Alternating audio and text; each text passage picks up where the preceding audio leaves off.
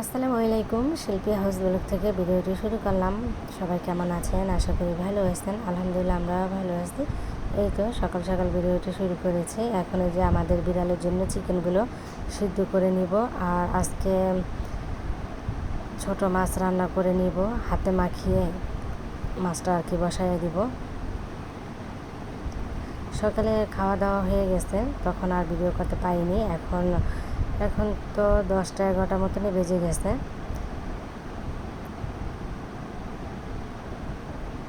তো এখানে কাঁচামরিচটা একটু বেশি করে আর কি দিয়ে দিব, আর হাঁকি মরিচটাও বেশি করে দিব, যেহেতু ছোটো মাছ তো ঝাল হলে ভালো হয়। অনেক দিন পরেই কিন্তু আজকে ছোট্ট একটা ভিডিও দিলাম, তো আমি চেষ্টা করি সবসময় আর কি দেওয়ার জন্য। তো এইখানে এই বাসাটা এসে আর কি আমার সবসময় দিতে পারি না।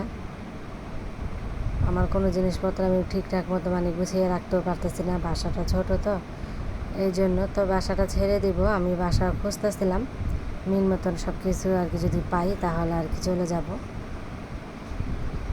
এখানে ওভাবে রান্নাবান্নাও আমি দেখাতে পারি না, রান্নাঘরে জিনিসপত্র কোথায় রাখি না রাখি, কোথায় রেখে কী করব, কাজ করবো কেমনি করি না করি, রাখার মতো ওভাবে কোনো জায়গাও নেই।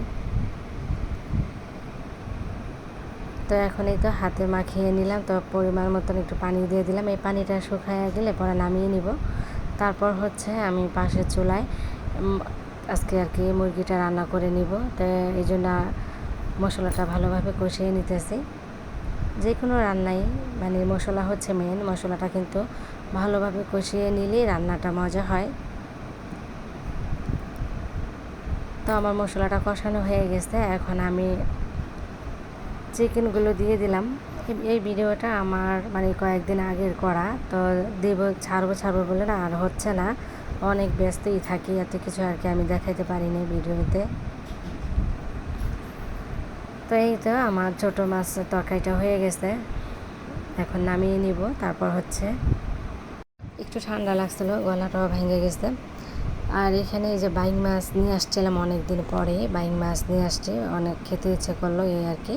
তো মা আবার বাসায় আসছে, তো মা এসে বলতেছে যে মাছগুলো আমি কাইটা দিয়ে যাই। আম্মা আবার আমার আপুর বাসায় থাকে, তারপর ডাক্তার দেখে আবার বাড়িতে চলে যাবে। তো এখানে আসছিলো ওই যে নাতি স্কুলে পড়ে, তো আমার বাসার কাছে স্কুলে দিয়ে তারপর আর কি আমার কাছে আসছিলো। এসে আবার দেখে আমি এই যে রান্নাবান্না করতেছিলাম, মাছ টাছ আর কি সব কিছু নিয়ে বসলাম। তো মা বলতেছে এত কাজ করতেছিস, তাই আমি নয় মাছগুলো কাইটা দিই, তাহলে তোর তাড়াতাড়ি হয়ে যাবে রান্না। তো মা মাছগুলো কাইটা এই যে ধুয়ে টুয়ে দিল, আর আমি এই দিক দিয়ে আবার মশলাটা কষাইয়া নিলাম। তো মাছগুলো বসাইয়া দিলাম। এখানে বাইং মাছ একটু হালকা ভেজে নিচ্ছি, বাইং মাছ না ভাজলেও ভালো হয়, তারপর আমি একটু ভেজে নিলাম, কারণ আমার হাজব্যান্ড ভাজার মাছগুলো অনেক বেশি পছন্দ করে তাই। তো এখানে আবার এই যে টেবিলগুলো পরিষ্কার করে নিতেছিলাম, মেয়ের পড়ার টেবিলগুলো এলোমেলো হয়ে আসছিলো, এগুলো সবই মুছে নিতেছি।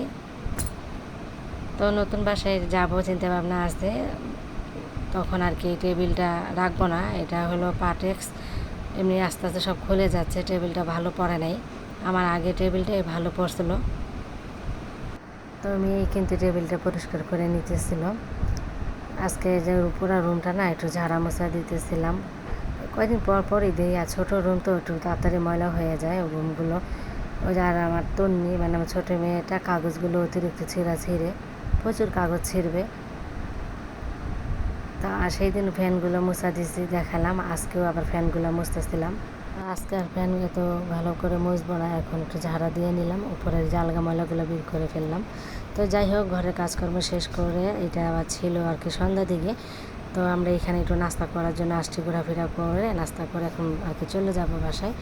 তো সবাই ভালো থাকবেন, সুস্থ থাকবেন, ভিডিওটা এখানেই আর কি রাখবো। আর যারা এখনও লাইক দেননি প্লিজ ভিডিওটি লাইক দিয়ে যাবেন। আমার ভিডিওর সাথে থাকার জন্য সবাইকে অনেক অনেক ধন্যবাদ। আসসালামু আলাইকুম, আল্লাহ হাফিজ।